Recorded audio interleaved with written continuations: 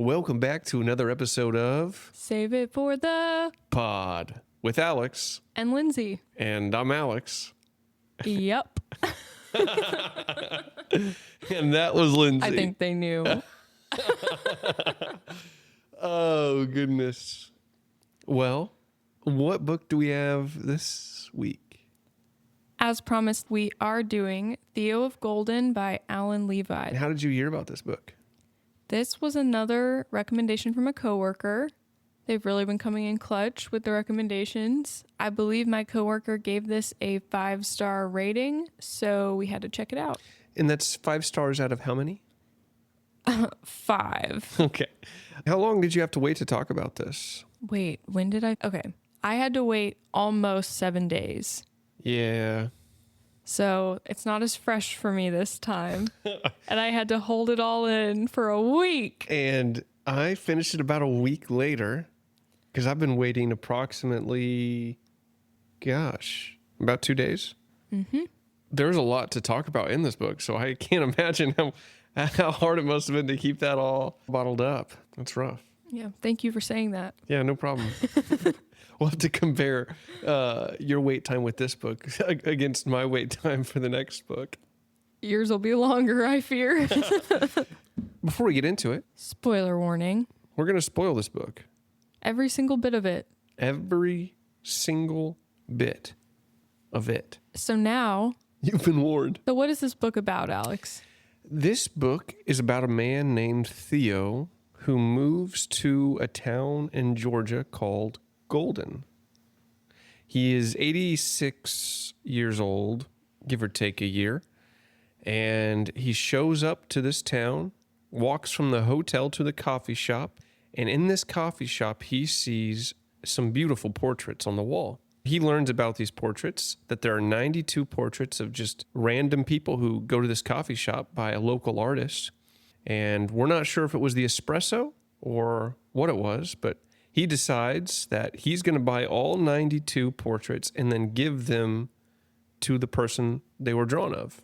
And that's kind of the plot of the book. He goes through, he buys a portrait, he finds that person, he sends them a letter, he asks them to meet him in a public spot, gives them the portrait and just talks to them and listens to the person behind the face that he had seen in the portrait. He does this, and as he does it, he builds some quality relationships.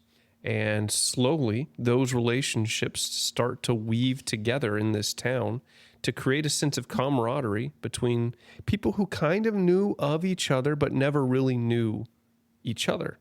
And then he dies. And there's a bit of a mystery of who exactly is Theo, because he doesn't have a last name that he gives to anybody, and it's unclear why he came to their town. And in the resolution of the book, we do get to find out a lot of those things. Yeah.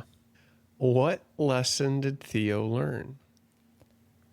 This book was a little bit different than the other books we have read so far, because this main character was an 86-year-old man who it feels like he learned his life lessons before the book started, earlier in his life. So you have this character as someone who's already arrived in a really good place in life internally, and is then bestowing that and giving out of that good place that he's in. He's extending that and giving it to others in some ways. Mm-hmm. And so I don't know if I would say that Theo had a big lesson that he learned in the book. Sure. But we do get to learn about what his lesson, some of the things he learned prior to the book. And what would you say those are?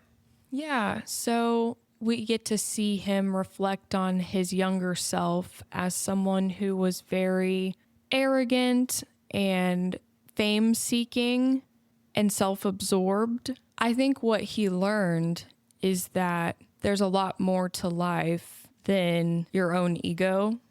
It seems like he went from a very self-focused life. He became someone who was very others-focused. And instead of someone who saw value in his fame or money or wealth that he accumulated, or success. We see him as a character in this book as somebody who is very grounded by everything he sees around him, including the architecture, including the plant life, the birds, the people that he encounters. He's very present to life, to the little things in life. A man in no hurry. Yes. Yeah, I totally agree. I think he is a bit of an iconic character in the sense that it's not him really changing. It's what he's already learned coming in and being tested on others, other people learning the lessons he's learned and being impacted by someone who is more fully formed, closer to the end of his life, in his golden years, and golden, you might say. Clever. And something that I thought he had learned was the importance of learning about those he loves. He said on page 203, but what one loves, one learns about.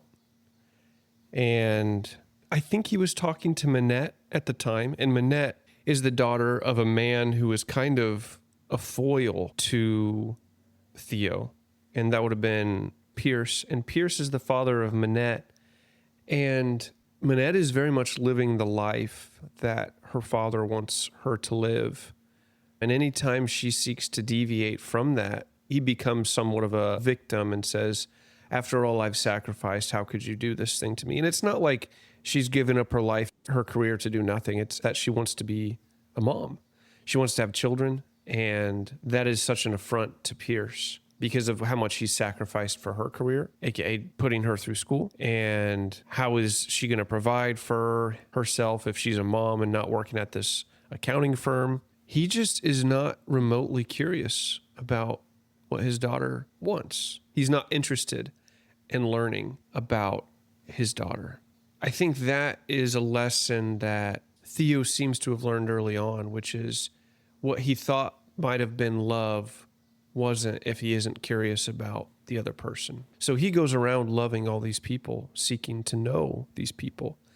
Everyone from a homeless woman to a Vietnam vet to a cello student at the local university to Minette, the accountant we already talked about, several others, who they are. And I think its impact was really, truly beautiful. You got to see a level of intimacy that was past generations, past families, past cultures. It united lots of different people together. You said that Theo believes that you get to know what you love, and Minette's father, Pierce, is just not curious about who she is at all or what she wants. And in the first conversation Theo has with Minette, when he gives her the portrait, he calls this a bestowal, when he bestows this portrait to its recipient. And he mentions that he sees when he looks at the face in the portrait. And one of the things he said is like a trace of sadness. And she was surprised by that because she thought that she hid it well. When she says that it's probably stupid, like her sadness is stupid. He says, "No, my dear, sadness might be many things, but it is rarely stupid.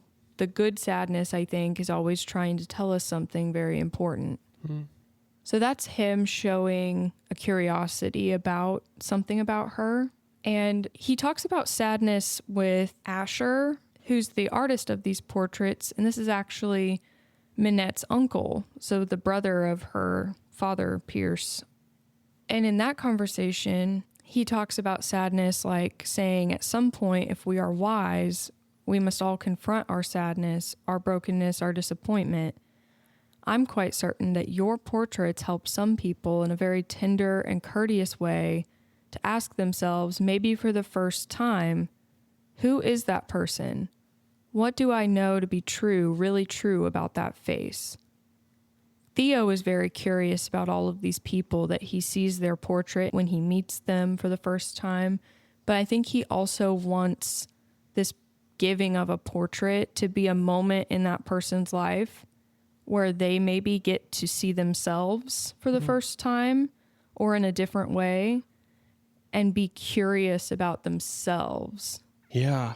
Maybe love themselves if you will. Yeah, I think you're spot on. I think it could challenge one's own concept of self to say that you don't love yourself unless you're curious about yourself, because you seek to know the thing if you love it, according to Theo. If anyone here isn't curious about why they might have a glimmer of sadness or a glimmer of some other emotion or characteristic that Theo is pulling from these portraits, I think that says a little bit about the individual. And I think a lot of times people inherently know these things, but they want to avoid them because they don't like certain things about themselves, or they don't like where their life is at. And so they're trying to disregard a certain aspect of themselves by denying it in a sense. Or they've just never, ever seen a certain quality before about themselves that maybe Theo points out about their portrait, or that their portrait seems to show about them. And so maybe it's, for some people, it's like they see something for the very first time in seeing the way an artist captured their face. Yeah, particularly one as talented as Asher, who seems to be an incredible artist from someone who is very familiar with art, Theo, because turns out. So the big thing that you don't know the entire book, who is Theo? Why is he in Golden? Did you guess any aspects about what we get to learn at the end? Yeah, I don't necessarily think I put together the career of Theo. I really assumed he was some sort of real estate property tycoon because he talked about properties. But it was on my radar that when I learned that he had loved a woman for a short period of time, it was on my radar that there was a possibility that it could have been Manette's grandma or Asher's mom. I am the same. So I didn't guess that he was a famous artist, but I was pretty confident that the woman that he had loved when he was a young man was the mother of Asher and the grandma of Manette. But I didn't guess that Asher was his biological son. Did you? So before it was revealed, I assumed, but I didn't guess that. Like the second we saw that the first thing in the book after he had died was a letter to Asher, I was like, oh, okay, yep. Yeah. So who's Theo exactly? Oh, I don't know his actual name. Oh, wasn't it like Zilla? Zilla was like the first two syllables of his last name. That's what he went by, though, in the art world. Yeah. So the reason why he has such a good eye for art is because he is a world-renowned artist, a bit of a recluse, is somewhat retired from the art world, but he is just an extremely wealthy man. His eye for art is impeccable. And he, when he saw these portraits, he was like, wow, I have a lot to learn from these portraits. And I'm not sure. I know he came back to Golden because of this relationship with Asher, with Gammy, but I am not sure if the portraits themselves, if he recognized them immediately as Asher's work, or if it was more so just the quality of the portraits. Right. I don't know either. I think he learns pretty quickly who the artist is. He does. But I don't think he set out to find them. He just saw them, noticed the talent for what they were, and then finds out who the artist is, who he knows of. Yeah. Certainly, because that is his biological son that he never got to meet. But years prior, when the son was just a small boy, he wrote to lots of different famous artists because he wanted to be an artist one day. And 4 wrote back, and one of them was Theo. And so that's when Theo learned via an attached letter from Gammy that Asher was his, but please don't reach out. Please have no contact with us after this. I think there we see the respect he has for Gammy. And when she dies, and it's no longer an invasion of her space, the love that he has for the son he's not met because he wants to know about him. I believe you anticipated something bad happening before the ending of the book. Yes. I did as well. It was just, I think the author did a good job of making you feel like something bad was going to happen because things were just going really well. And the only end I could see for this book was some sort of reveal all after death and via a will situation or something of that nature. And that is kind of where we got taken to. But I remember you were nearing the point of Theo's death and you were like very concerned each new chapter that something bad was about to happen. And I was not giving you any indication one way or another, even though I knew already. Yeah. No, I mean, his arc had completed before this time. So really this was a story of several other characters' arcs where he was the catalyst for their change. And there were quite a few going on that were kind of being completed. You had Kendrick and his daughter, where his daughter was hit by a truck or a car, and his daughter, Lamisha, she had been recovering, and Theo had anonymously made sure that her healthcare was being provided for. And I thought it was Kendrick's arc of being this father who felt alone in the world, whose daughter was injured by someone else, and that someone else was almost like a villain in his mind. But then he comes to learn that someone else was also a father trying to get back to his daughter. And had fallen asleep at the wheel, driving all night, and that's what caused the car accident. You also learn that Kendrick had been put in jail for something he didn't do and hadn't even been looked at in the face by the DA, who actually happens to be Manette's husband in this town. Right. And Kendrick, he looks in the face of this man across the aisle, and he sees a father who is in agony for what he has done to another father and daughter. And there is a human to human connection that occurs by looking at the face. And I don't know if that looking at of the face would have occurred if not for Theo giving a portrait to Kendrick. And so like there were several stories kind of like Kendrick's where you get to see the change that comes from this bestowal of the seeing of yourself from another person and the way it impacts the way they view their own lives and the world around them. And there was one particular person, Simone, the cello player, who was starting to build a connection with Theo, but there was no portrait bestowal yet. And I knew from the start of the conversation between them that like Theo was going to help him get the equipment he needed for his cello. And Simone had mentioned that his grandma talks about how like he plays for the Angels. And I was like, oh no, Theo's going to die before he gets to hear this boy play at his concert, was the thought I had going in. Turns out Theo makes it to the concert along with the ragtag bunch from Golden that have all connected with Theo. And Simone does a really beautiful thing for Theo. This is after Theo's had some conversations with other people about sadness. Simone, with help from Kendrick and Basil, a street guitarist that also had a bestowal from Theo, knowing that Theo is from Portugal, composes this song, A Fado, which is a Portuguese music tied to sadness.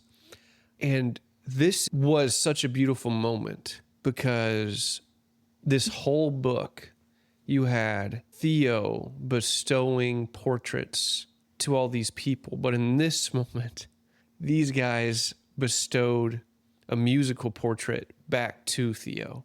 So it was like the completion of the circuit, a completion of the dance, the relationship between all these people. And it was just such a moving moment. And so at that point in time, I was like, oh, this is it. This is the end of Theo. And so like if there was any character arc for Theo, it was that he had finally been seen for who he really was by these people.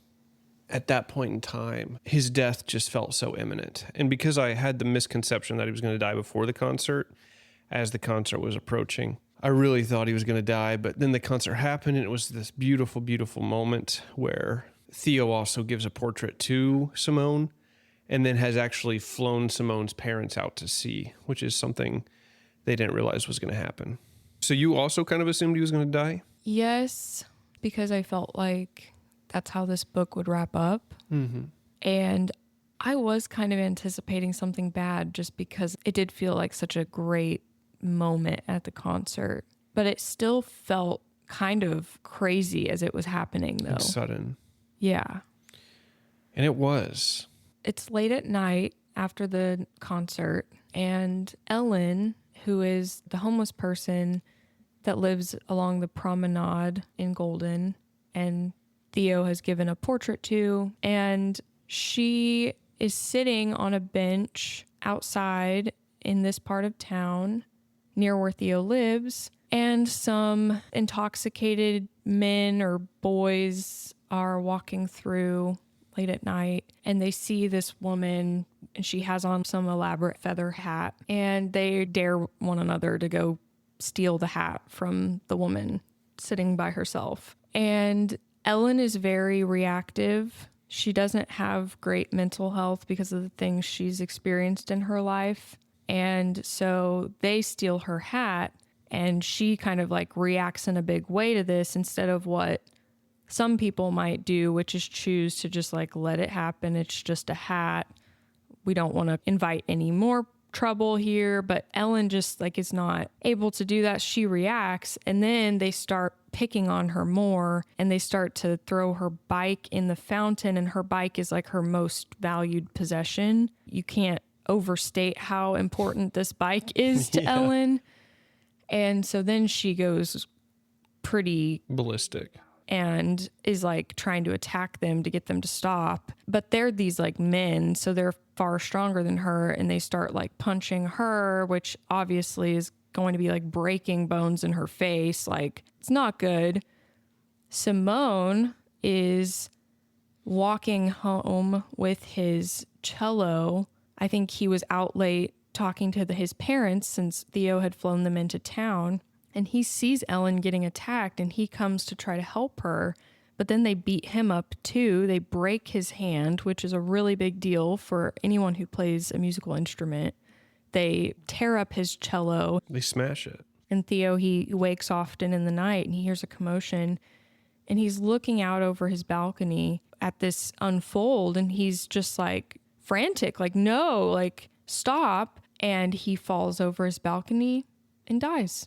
Just like that, in such a abrupt, meaningless, public kind of way. And even the book states like how unfitting it is for someone who lived such a private and dignified life to die in such a way that becomes a worldwide spectacle. Yeah. It also felt abrupt that someone living their life so intentionally, with such kindness towards others, who was sprinkling in goodness into the world, that their life could be cut short by such an unfortunate sequence of events brought about by people who were putting such thoughtlessness into the world. But I think that that's a major theme of this book, is that we have the capacity to put, the book would frame it as to put a little bit of heaven into the world or into people's lives, or to put hell into the world or into people's lives. So good or bad, things that bring life or bring death. But I think we get to watch how just the various ways that Theo's able to help others in a way that just completely changes their situation or makes them feel less alone or have a better opportunity than they ever would have, or be represented better by the law than they ever would have before, or have better medical care than they ever would have before.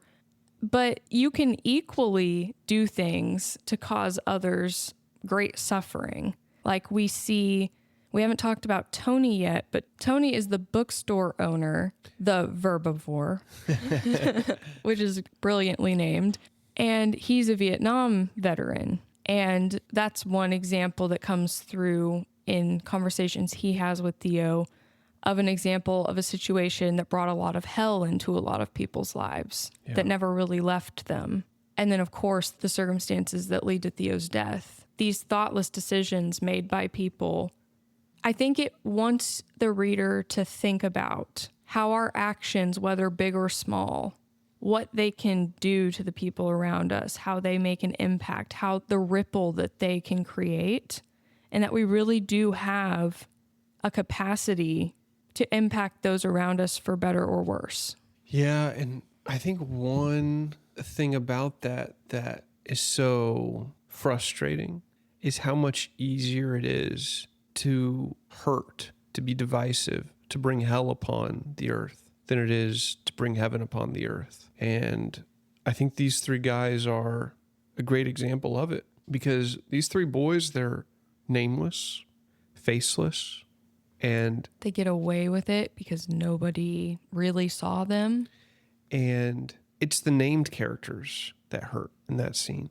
And all of it could have been avoided had they just valued an individual that was different than them, had they sought unity as opposed to division. If people weren't so disposable to them, it all could have been avoided. And that is the difference between Theo and Pierce as well. I say Theo and Pierce, but it's also Theo now and Theo when he was young, which is Theo when he was young wanted people to worship him, wanted people to praise him. They were a means to an end, and that end was himself.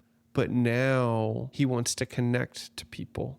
He wants to see the person. And so they're not a means to an end so much as an opportunity to have your world expanded. Yeah, I think it's telling that all of this happened under the cloak of darkness, and we don't see these people's faces. And they probably didn't see Ellen's face. They probably didn't see Simone's face when they beat him up or crushed his most prized possession.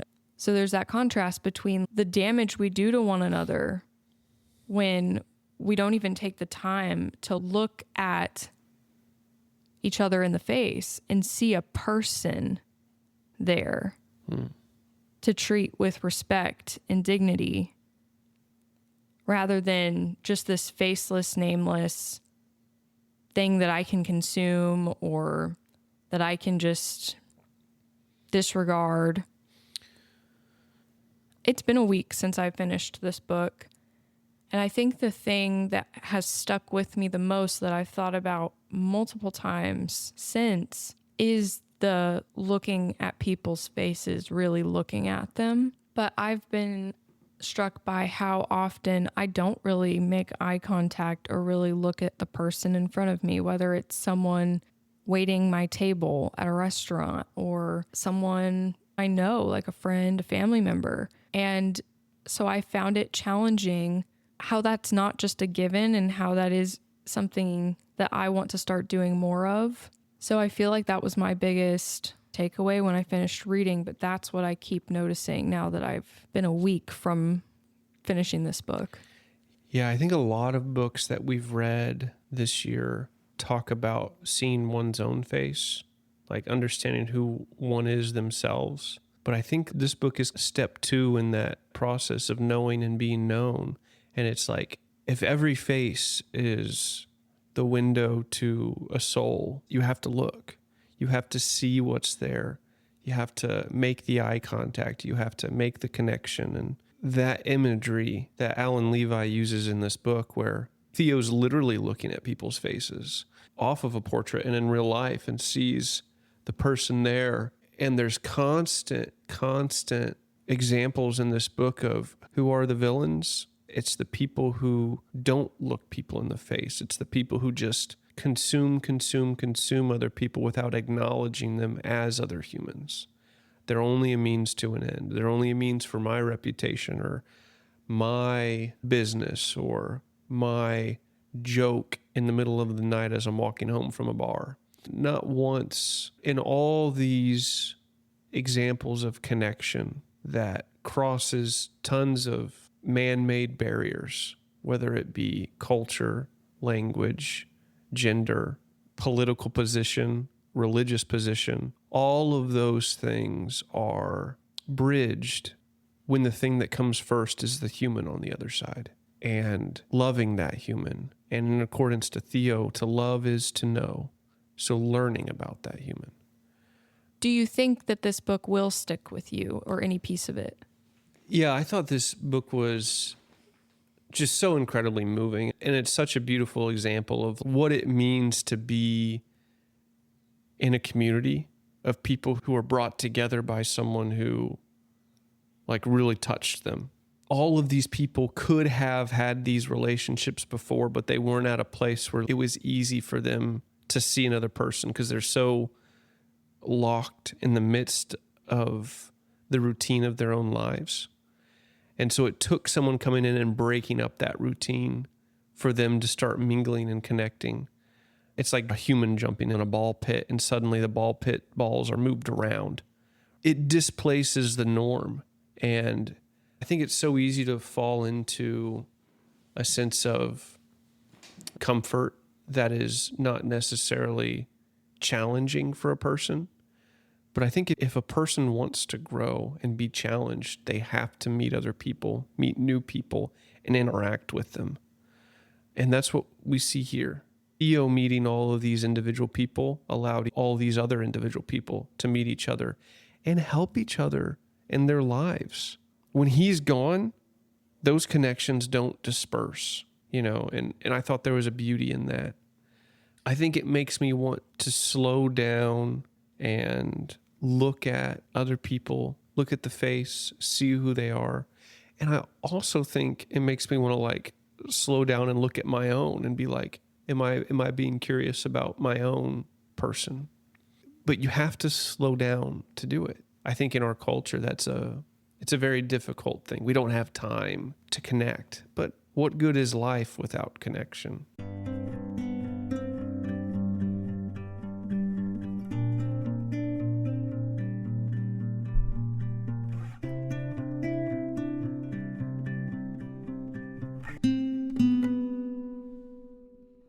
When he's talking to Ellen for the first time and he apologizes to her for something bad that had happened to her, she says, "Well, it's not your fault."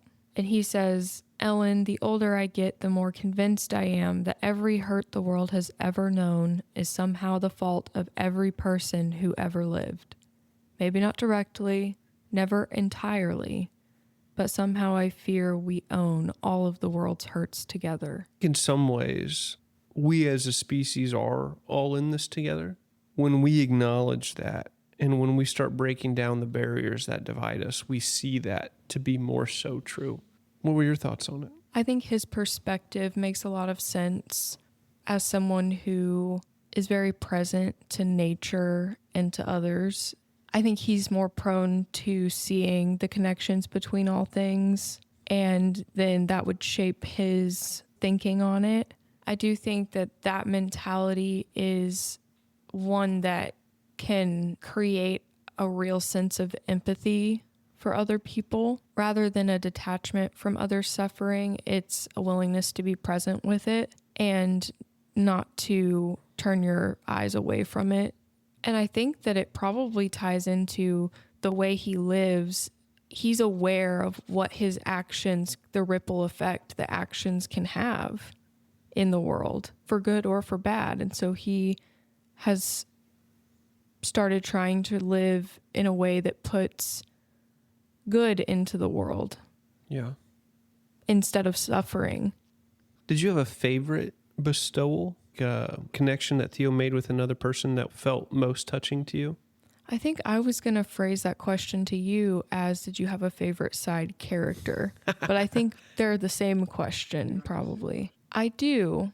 I think mine was Tony, the bookstore owner. Sure. And I think that's because we haven't done cry count yet, but the majority of my cry count was things involving Tony. Really? Mm-hmm. Yeah. That is so interesting. Yeah. None of my cry count are Tony related. Really? Yeah.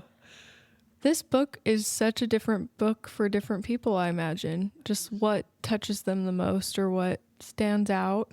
So Tony doesn't get a bestowal of a portrait like the others, but Theo does develop a friendship with Tony. And I would say that his bestowal comes in a different format than a portrait. So Tony is this older gentleman. Well, I actually wouldn't call Tony a gentleman. Maybe scoundrel was more like it.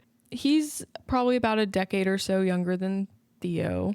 And he owns this bookshop, and he's always just joking around with people. And he's got this group of other older men that just kind of hang out outside, sitting on chairs in front of his bookstore all day, lounging around. The penny loafers? The penny loafers is what they call themselves. Yeah. And Tony's always joking that he's going to have to close the shop. He has no money.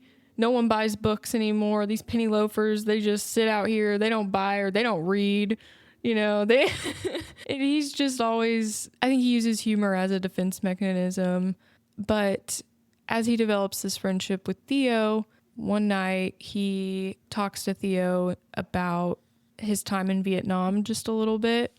And he tells Theo a story of something really traumatic that happened to him while he was there.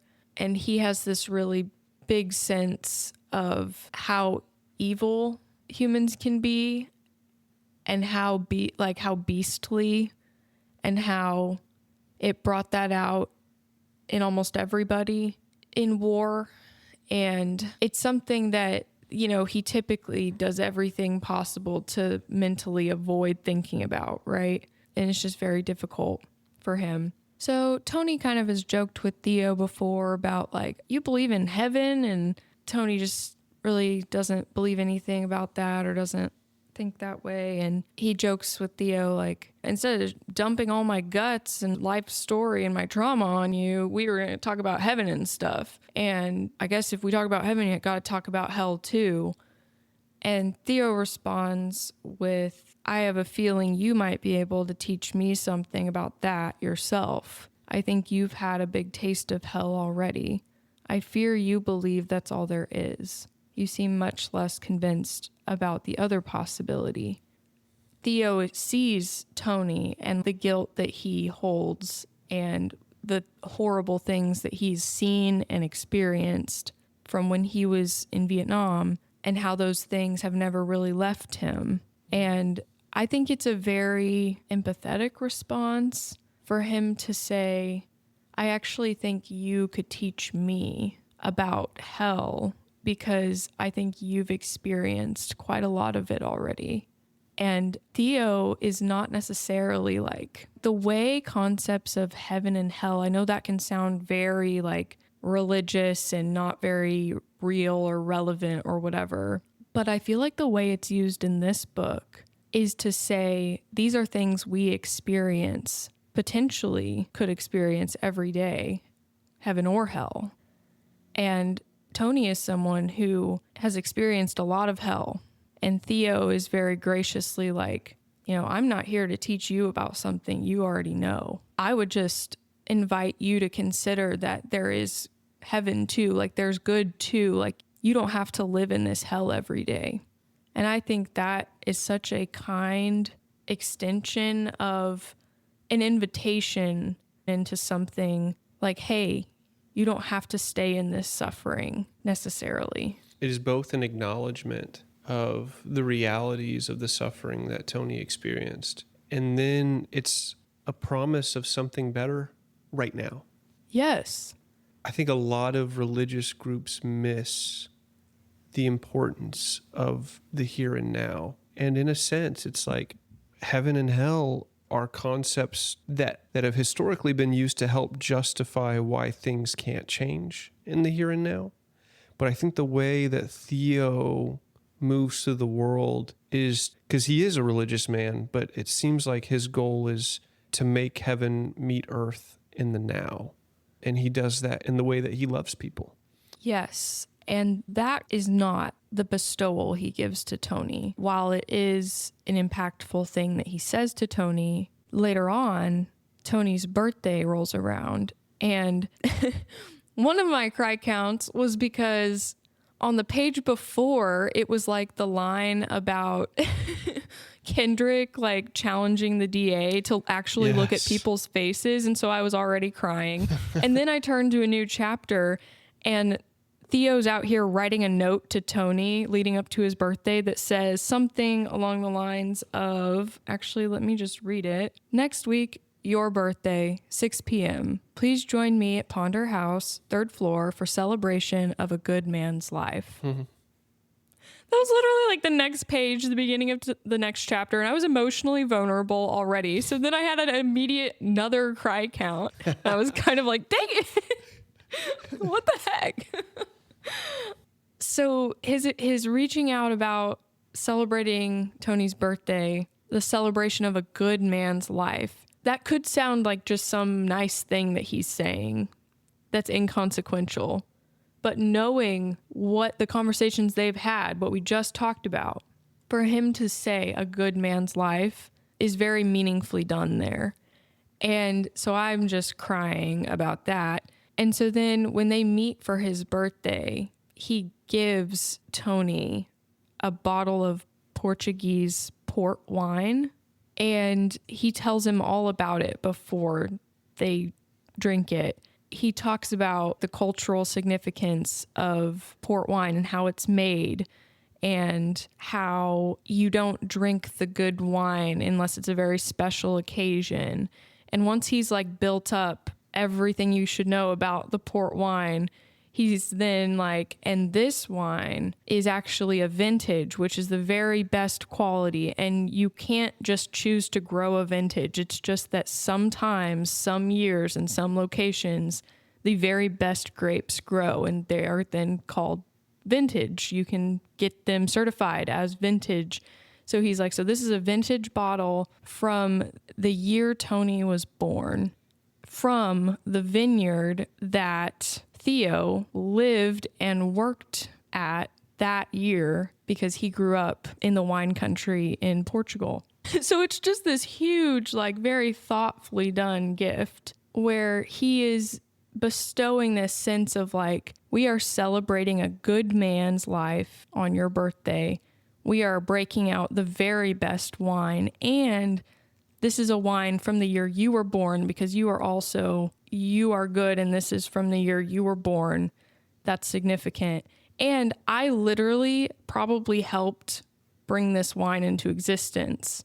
And so then there's this a beautiful full circle moment of Theo's life too in that bottle of wine. And not only is it like Theo is potentially harvested those grapes, but I don't know if Theo was trying to say this, but at least from my perspective, like Theo's also helping harvest Tony and bring the best out of Tony by seeing him for who he is, not for necessarily who Tony believes himself to be. Yes, and part of the story about how port wine is made is that the roots of these grapevines have to grow in stony, difficult ground. They endure a lot of hardship to create this exact kind of fruit that creates this exact kind of wine. He's really painting this picture of, so you, Tony, like this wine, are a very good thing, grown out of a very challenging set of circumstances. And then at Christmas, a little bit later, Theo's Christmas present to Tony is another bottle of vintage port wine from the year that Tony was in Vietnam. So if the message hadn't been clear enough of what Theo was trying to tell Tony about Tony, I see you, you are good, and he's using the wine to emotionally help that message reach Tony, I think. And it reminds me of a concept that we've been reading the Red Rising series as well, and I think the main character in that series has this belief of like, you have to give people a chance to believe that they're a good man, a good person. We see Theo trying to help Tony along to believing that he's a good person. And I cried a handful of times about that. And I don't know exactly why Tony's story stood out the most to me, But I think it could be, my grandpa served in Vietnam too, so it could be because I have some familial resonance with that. And I just know in little bits and pieces that there are things my grandpa has carried with him that have been really hard about what he experienced while there, things that I don't necessarily know. And so this character was one that, while I didn't personally relate, I know a person and love a person who might be able to relate to some of Tony's experience.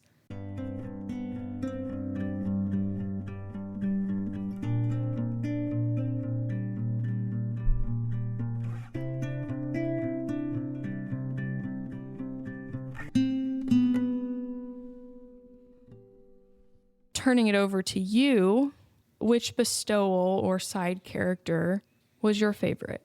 Kendrick. The dad of Lamisha. Yes. Because he starts out as such a suspicious man, someone who's isolated himself in a way because of the fact that he's had a tough go at things. He works night shift at the school cleaning, and that's so he can spend days with his daughter who's in the hospital. He's been in prison for stuff he didn't do, but no one would believe him, and he's not very wealthy, so he couldn't afford much in terms of legal counsel to help him get out of that. And the legal counsel he did have wouldn't look him in the face when he said, "I'm innocent," and said, "It's better for you to just plead guilty." So he was like, well, maybe they're smarter than me. And he did. And he spent some time in jail. He's just a person who no one expected anything from him, but the type of love that he can have for someone who hurt him or hurt his daughter so badly, that's just so moving. And the speech he gives to Manette's husband about looking people in the face, that's the message that will stay with me. So it's like his character, his growth, his ability to forgive and then thrive, I just thought was a beautiful story. The thing about all those characters is these are all stories that required a catalyst of someone seeing them to kick off these great examples of what it means to grow as a human. They needed someone to see them first. And so I'm just so grateful that because someone looked at Kendrick and saw the father there, the man who's known pain, the man who's known sadness, because he was seen for where he was, he then was able to see someone in his same position, someone who just wanted to be a good dad. Yeah, it was one of my cry counts that wasn't related to Tony.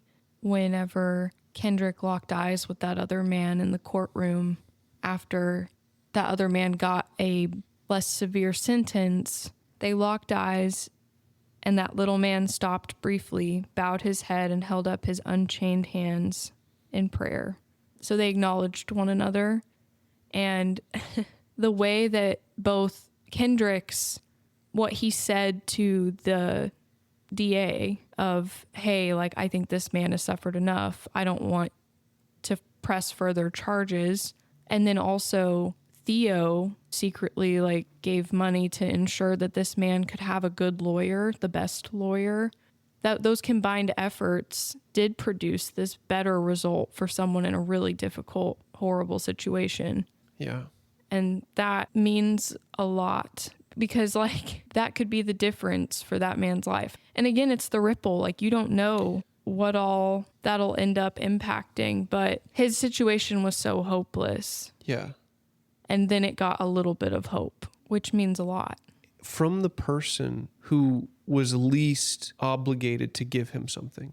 And we come to find that their daughters become friends, and the way Theo cares for Lamisha, that is also such a beautiful thing because it's making up for the time that he lost with his daughter. And then it's also showing Kendrick that he's not alone either.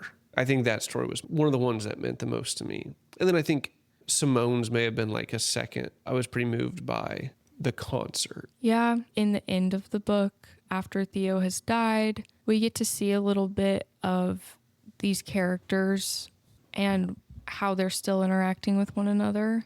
And we get to see little bits like Lamesha's college will be paid for so long as she maintains certain grades. And that's like in Theo's will. We see that the ragtag group of people who have formed connections because of their mutual connection of Theo have banded together to raise money to buy Simone a new cello since his got smashed by those partygoers. And Ellen, the homeless woman, who has raised $1,600, I think it was. From those little feather art installations that she had been creating. She was like, I'm going to donate it all. She donated it all against better counsel from the woman who tries to like help her get on her feet. Yeah. She donated it all for the cello fund, which I also thought was really touching because we have this main character of Theo who is enormously generous, but it comes from a place of enormous wealth. And I mean, I think it's wonderful that he's choosing to use it to literally change people's lives, because if you have a certain amount of wealth, you literally can just change people's lives. And it's like a drop in the bucket to you. But then you have Ellen, who has literally nothing. She lives on the streets. She's finally made some money for herself, and she just gives it for Simone's cello fund. And I don't know, like, this book definitely has a lot of Christian undertone in it, sometimes even overtly. But that just felt similar to like how much more it means whenever you give from a place of having nothing and you give everything versus like having a place of wealth and giving from that wealth. The donation of $1,600 from someone who that's everything they have versus like Theo giving $100,000 whenever he has millions is like, both are great, but like Ellen's is just so enormously generous. Yeah. That was a bit of a rabbit trail, but you get to see how these connections are both being maintained and how they're also continuing to pay the kindness and generosity that Theo gave to them forward to each other.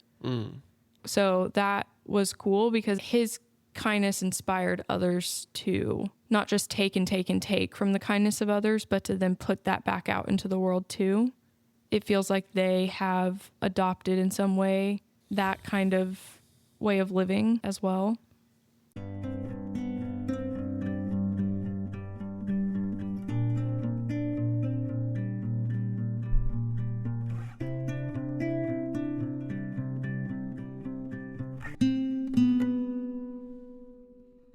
What was your cry count, Lindsey? I really want to know what yours was because I'm like, wait, what if mine was higher? It's never been higher. Mine was 6. What was yours?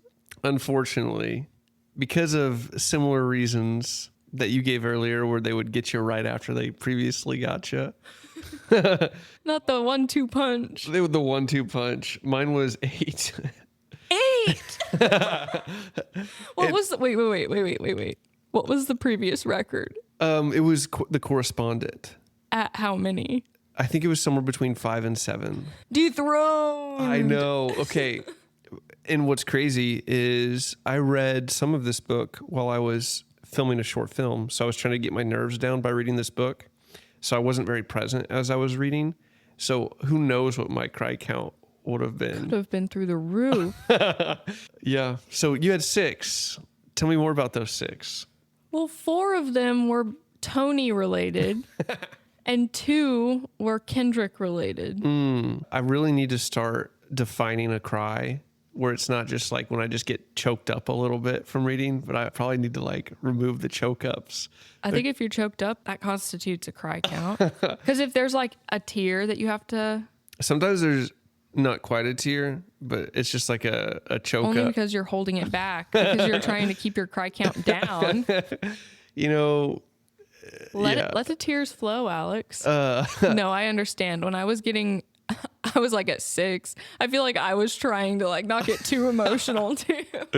But like even like the very first meeting with Manette, I was like, oh shoot, it's gonna be a moving book because like that even got me some tears. And then most of them after that were it was a couple with Lamesha, a couple with Simone, but some of the ones were with Simone were because I thought Theo was going to die.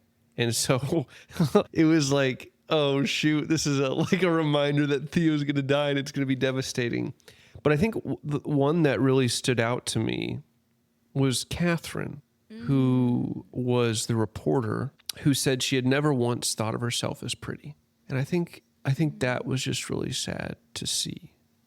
So that made me sad. That's what I had in mind when I said that sometimes these portraits showed something to the recipient that they had just never, ever seen about themselves before. I think that was a really moving portrait bestowal. And then on page 310, Theo's letter to Asher talking about the need to see faces when born and the importance of seeing others. That was like another character. So I had 1, 2, 3, 4, 5 different characters. I mean, it was a very touching set of writing from Mr. Levi here. On to rating. Thumbs up or thumbs down for you, Alex? Oh, with the cry count this high, it's got to be a thumbs down. No, I'm just kidding. No, I mean, this is a thumbs up. It very well could be. I think it's up there with Correspondent as best of the season so far in terms of my enjoyment. Wow. Yeah, I really enjoyed this book. I don't know if I enjoyed it more than the Correspondent yet, but I definitely enjoyed it. But even more so than just like the emotional ride that I went on, I thought the prose was so good. A lot of really good imagery, a lot of really good thoughtfulness, it was just truly a robust piece of literature. I think reading it in the midst of Red Rising, where it's just plot, plot, plot, plot, plot, I thought it was a little slow at times, but I think that was only with the third book of the Red Rising series in Relief because we were reading them at the same time. How about you? I would give this book a thumbs up.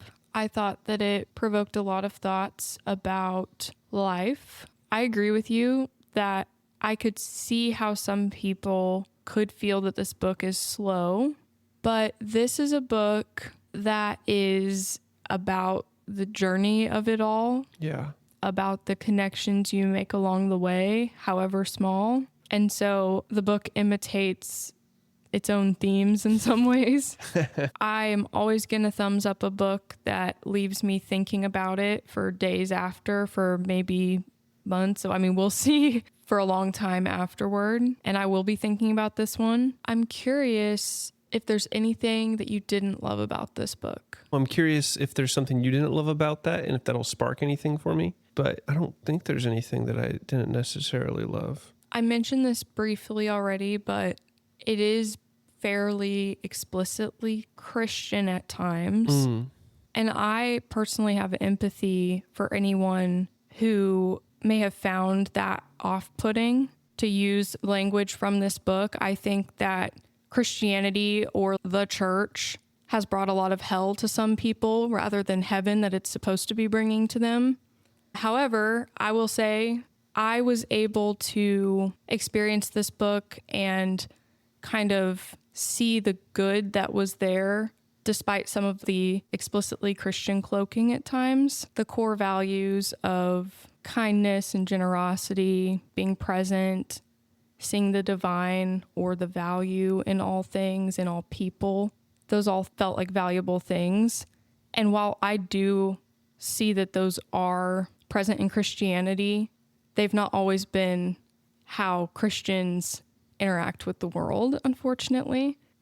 So I think it was really cool, just on a personal note, for me to be able to read a book that was explicitly Christian at times and to not feel put off by it, given what I've experienced, and to see the shared values and the things that I do find important about life coming through, and to be able to not get hung up on anything as I was reading. Is that a cross reference? Hung up? Yeah, hung up on a cross. Oh, no, not at all. I don't know if Alan is a religious man, Mr. Levi, but Theo is. But I think the theology of the religion that Theo practices, the theology that Theo practices, and then the theology of the book may be 3 different things. And I think it would be a disservice to anyone who struggles with the way the theology of Christianity is practiced to miss the point of this book because Christianity is in this book. And I think I don't necessarily know if I often see religious folk who practice their religion the way Theo does. Because I don't think anyone has ever been turned off to the idea of being loved well by someone, to being seen by someone. I think oftentimes what we get turned off by is being told how things are. And this is not a book about telling you how things are. This is a book about telling you that people are worth seeing.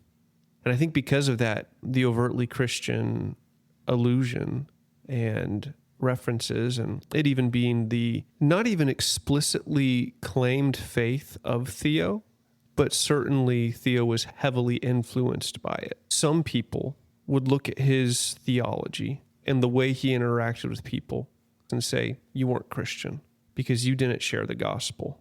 And they would proclaim the gospel as a very specific thing, and that has to be shared. They would say, you had millions of dollars and you didn't give it all away, so you're not Christian.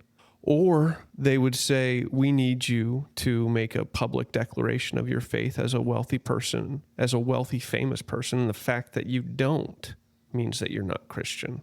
So like there are a lot of different sects that might impose their own beliefs upon Theo. But I think the theology of Theo is less about the claiming of a particular belief explicitly and far more about the connection between individuals.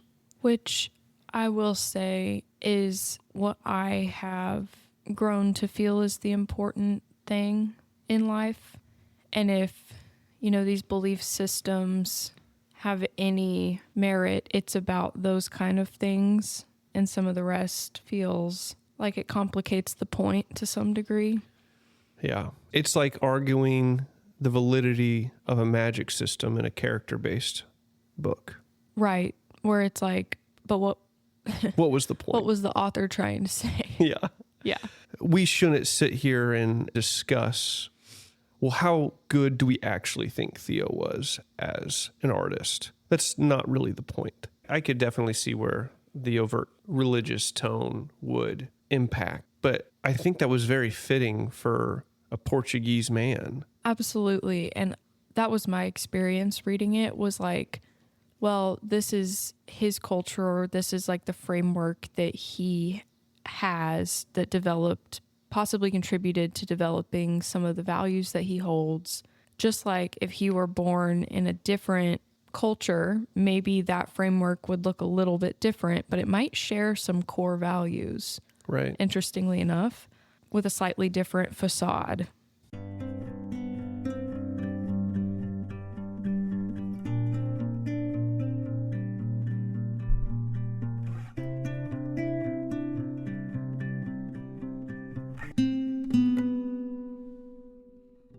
I have a few bonus thoughts. Okay. So one is Theo had a journal that he recorded all the names of plants, trees, and birds that he encountered in Golden. But we also learn that he records his bestowal encounters in that same journal.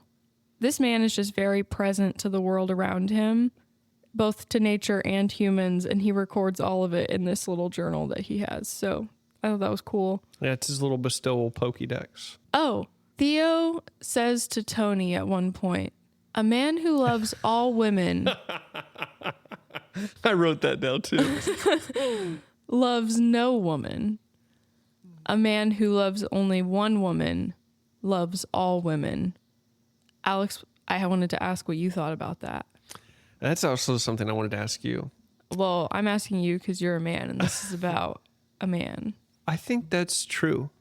Okay. Well, this is a speed round, so we're not going to delve into it. I'd be happy to delve into it. But maybe put it in the comments what you think. 2 more, and we can speed through them unless we want to talk about it more. Let's see what you got. On page 296 through 297 of this book, Theo gives a masterclass on not playing along to the self-absorbed person's script. Oh, is this at Thanksgiving dinner? Yes. So if you're interested in a masterclass of trying to break out of the script that person puts everyone else on, go read those pages again. Yeah, I think one thing that Theo does really good is engaging people in the dance. And by the dance, I mean like this, the way humans move about one another in conversation and interaction. It's supposed to be, I think, a dance. One person might lead, but both people are dancing together. One follows, one leads, one might do a solo here and there, or whatever it is. But there are several different rhythms throughout this book, and there are a couple of individuals that Theo encounters who don't like to dance at all. Pierce is one of them. He just wants to spin around all by himself and let everybody watch him and then leave and go do his own thing. And then the other one would have been, I think, Mia's boyfriend, who was not interested in dancing at all. I don't know if Theo was expecting someone in such opposition to the dance as Mia's boyfriend. But I think with Pierce tried to lead, but it ended up that Theo was leading the entire time, and that made Pierce very uncomfortable. And my last little tidbit, one quote that I just wanted to share, felt seen by, and I didn't know where it was going at first, is, "It is rumored that some people take long trips at Christmas simply to get away from the burden of obligatory gift giving and the season rush of activity at home. The strategy seems a sane response to an otherwise insane time of year." I was like, where are they going with this? Because, like, yes, I agree. And then it was like, this is a sane response to an insane time of year. And I was like, thank you for saying that. Thank you, Alan Levi. I wrote bars next to that quote that I wrote down. That's all I have. What about you? I think that's it. Well, I suppose. You're so golden. Na, na, na, na. Na, na, na, na. Is that Harry Styles? Yep. I suppose that's a wrap then. That song's about Theo, apparently. Is it? Of Golden. Theo of Golden. Oh, okay. That's a wrap. Cue the outro. All right. You've listened this long. Please leave a comment. What was your favorite bestowal? Yeah, let us know. And we'll tell you what we're talking about next week. We're finishing off Red Rising trilogy and doing a review on Morningstar, which I have currently finished and have been finished with for like a week. Where are you at, Lindsey? I am definitely near the beginning still, but I'm working on it. All right, guys. Until next time. Bye. We did it.